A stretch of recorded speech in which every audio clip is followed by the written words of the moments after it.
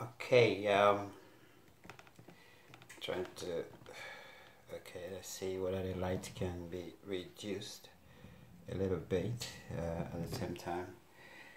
Um, okay, I'm in the kitchen right now. I'm trying to cook, or I am cooking vegetable today, and this vegetable is known as spinach. This is it. Very green, with a long tail as well, but very good. That's spinach, and also to go with it would be some spring onions as well, which really increase the flavor of, you know, the greens when you're cooking it as well. Some onions to go along. We all know this is quite universal in terms of cooking really delicious food as well. Onions are really good. So what I'm going to do now, I'm going to show you a little bit of the light is giving me a problem, I think. Yeah, what I'm going to do now is to show you a little bit of how this cooking is going to be done. This is something that I got from my late grandmother, perhaps also from my mother herself as well. So the kind of what is referred to as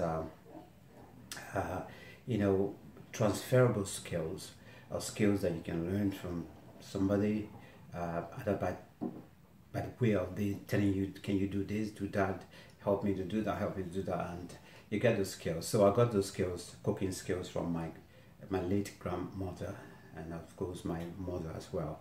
And so this stayed with me, and it's something that I found passionate about as well, especially cooking. I love cooking. I love to cook, and I'm not the kind of a person that actually believe in going to eat out that much, especially going to eat in restaurants or so. No, because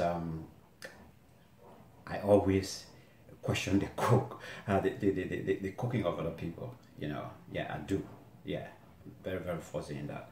So cooking is my area. I do it for fun. I do it for actual life, because I know what I'm cooking, and I know why I'm cooking it, and I know the ingredients that's supposed to go with every aspect of what I'm putting together. I remember a couple of years ago, I did some cooking lessons as well, and this is the certificate that I actually got. This is it right here. I'm trying to show you my certificate. I don't know. Probably it's not even working. I think it's still there. It's taking a photo instead of a. So let me turn the camera this way. That's my certificate. I did learn how to cook, and I'm not really a professional chef, but at least the rules governing the kitchen, how to look after the meat, which goes where, and how to even look after the meat in the fridge as well. So, and those skills are good as well. So let me take you around now and show you what I'm talking about here. I don't know why my camera doesn't want to turn around. Just taking quite a photos here. So let me show you. Like I said, so the okay, let me get the thing. Something is going on here, not right the what way. Let me come now. So what we're gonna do now is to show you how this green is going to be actually put together. So this is the this is the what I said. This is the green spinach. This is really fresh. For some of you that actually, especially for some of us that grew up in the area, part of Africa that we grew up, we have what they call potato grains also. For us in the UK, it's hard to find it. So what normally I go for is this spinach. So when you cook it in a way that normally people cook the potato grains. There's no difference, not much different at all. Especially if you get the ingredients and you take care of it the way it's supposed to be taken care of as well. You will cook it in a way that cooking potato grains will be similar. So I'm just going to show you now, because this one here, we need to slice it. You can cook the whole thing, you can put the whole thing in a pot like that anyway. So what you need to do, first of all, I'm trying to get it in a form that I can hold it very firmly so that I can slice it as well. Because I remember my grandma, yeah, whenever she used to start cooking, she would call me around and begin to send me to do bits and pieces. So at the same time, I used to keep my eyes on her as well, seeing what she's doing, you know, how she's doing it, everything. So in this case now, what we need to do is to make sure that these long leaves, green leaves, they are all sliced together in a very firm way that it will be easy to fry, because actually we're going to fry it. I think the light is giving me some problems, so I need to see if I can get this light some kind of a way turned around or so, because I'm not quite sure it's giving us a good background. So let me see now if it works fine. I think so, yeah. I think the light is okay now. So what we're going to do now is to, you know, slice this potato leaf, hold the knife firmly. Probably I advise that, you know, kids, if you want to do it, you have to have an adult close to you who actually understand how to do it. So we hold the knife firmly and make sure you have it, you know, very, very folded in a way that you can hold it firmly, so that when you put the knife there, you'll be able to slice it in a very, you know, delicate manner,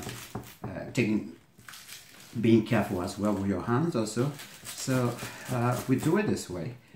My mom used to do it my grandmother used to do it very, very fast, which of course the technique I'm still I didn't, you know, I have not been able to grasp that technique as well. But at the end of the day, it doesn't matter the time you take in also to have it cut, you know, sliced in a way, in the size that you like or you want. But it doesn't matter actually, because at the end of it, it will be cooked, and once it get heated, it will melt.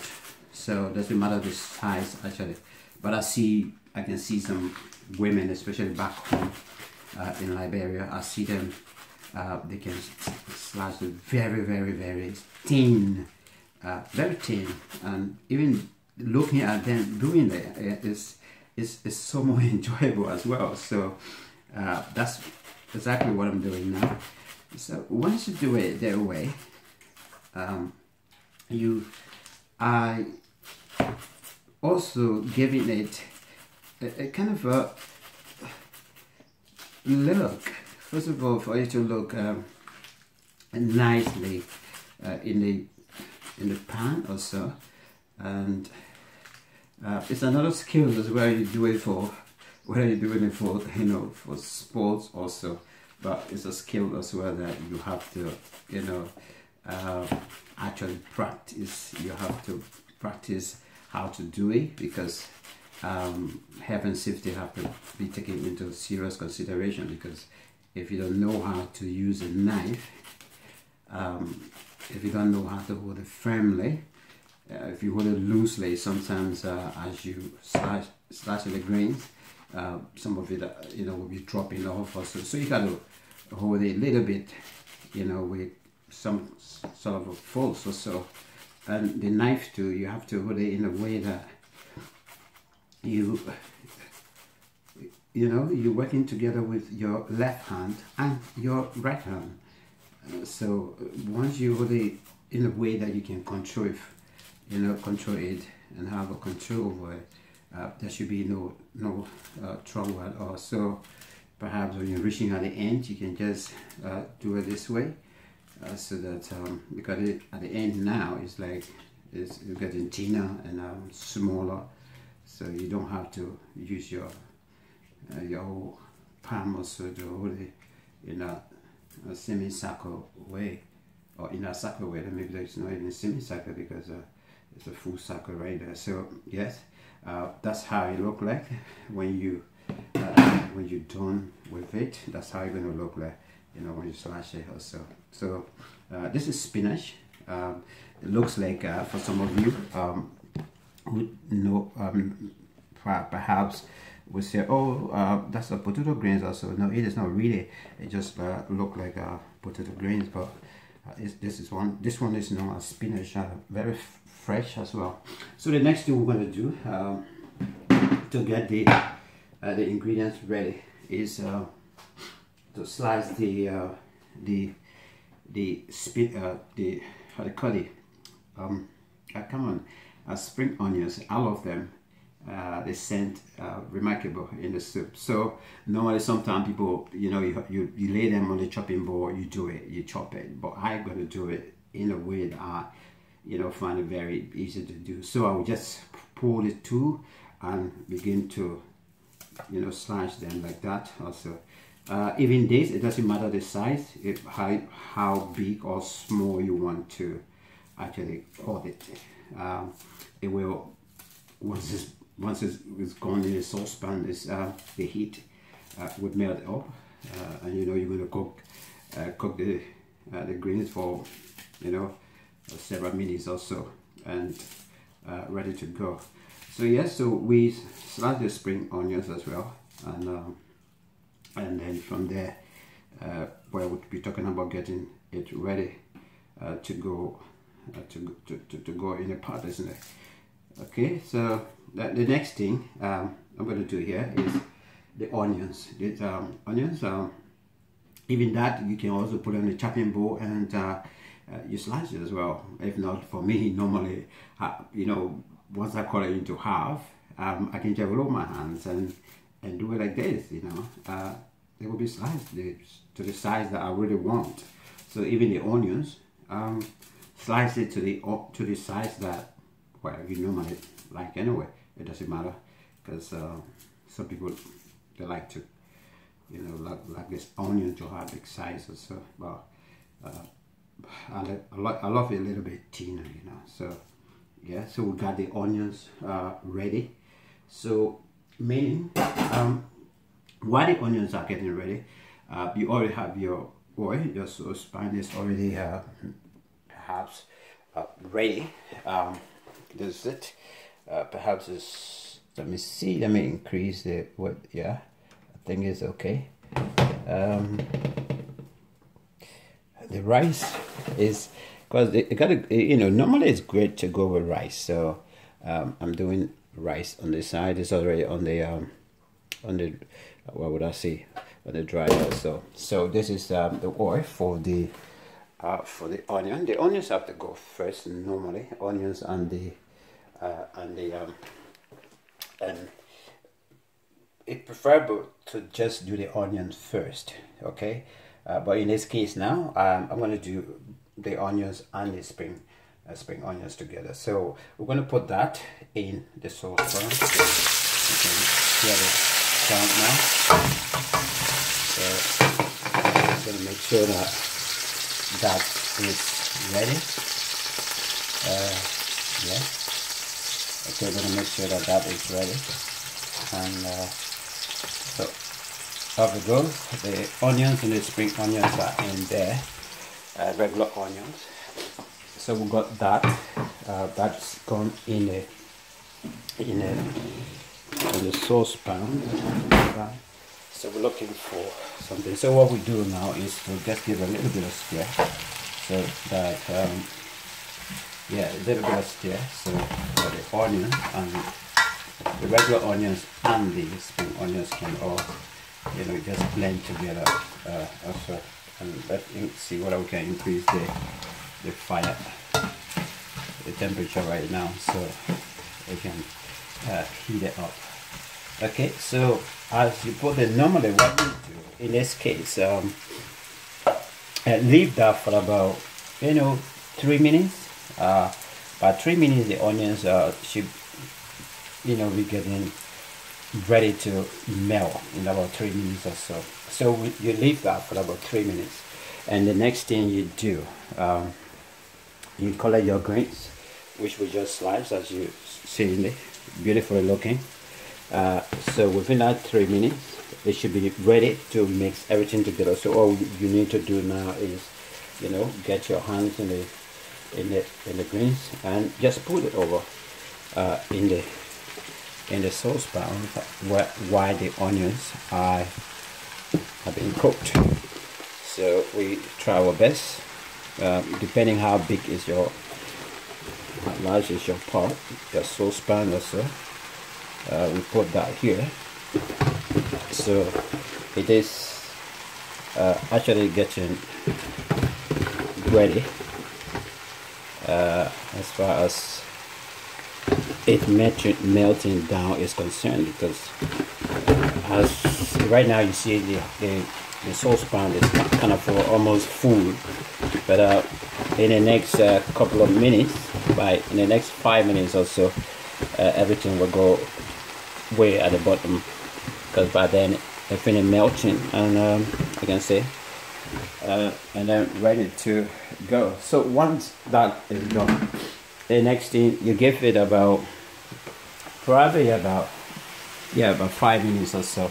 You give the onions the chance, the onions and the greens to go down a little bit, and then what that is happening now, you put in together other ingredients are supposed to go with it. If you prepare meat, the meat it should be ready by then to go in. If you prepare fish, the fish should be ready as well, fried and ready to go. In my case, I got fish here. Fish supposed to go with it, and besides that, I love beans. I will put beans in there as well. So this is butter beans here, together with a little bit of how do you call it, red kidney beans as well. I love beans. Beans is so good in the stew, whatever you're cooking also. So this fish now, I'm gonna make sure that it go together with something else, and that is I love this. I love this. Have a look. What this is chicken feet, as it is known.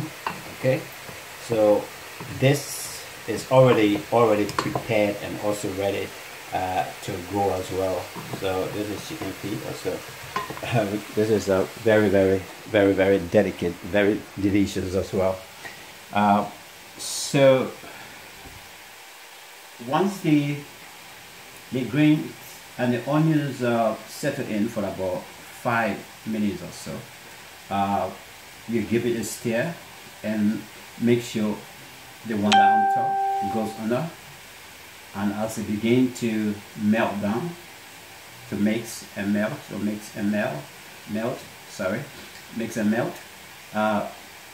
then 6 to 7 minutes after, you begin to put other ingredients that are supposed to go with it. That will include meat, fish, whether it's chicken, whatever it is now, that will go after, and one after they go. So then you can add up some salt if you can eat salt, some cubes if you love cubes as well. That can also go along with it. So just a little tip of how to actually prepare spinach in a way that you want it to look like you cook potato grains. For some of you that love potato grains, if it is not there, spinach can replace it, and it's fabulous. You fry it, it's beautiful when you fry it. So yeah, so I'm cooking fried greens now, which is fried spinach. in place of real potato grains, but it has its own taste as well, especially when you mix it up with other ingredients also. I hope I've been helpful. I hope you also got skills from me that you'll be able to use it in your own kitchen, private kitchen especially, and cook a nice meal. Always cook for yourself. Always great to eat something that you prepare, especially at home. That's what I normally do. I don't like to go out to eat, honestly. Yeah, because I question people food quite a lot. What did you put in there or whatever? Even if I go sit down in a places that they cook buffet or so, what is it?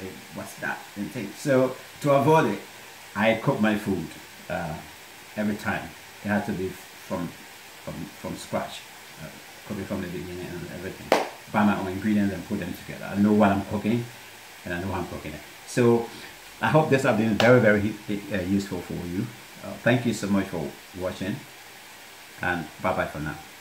Look forward for another video coming up soon. Bye bye.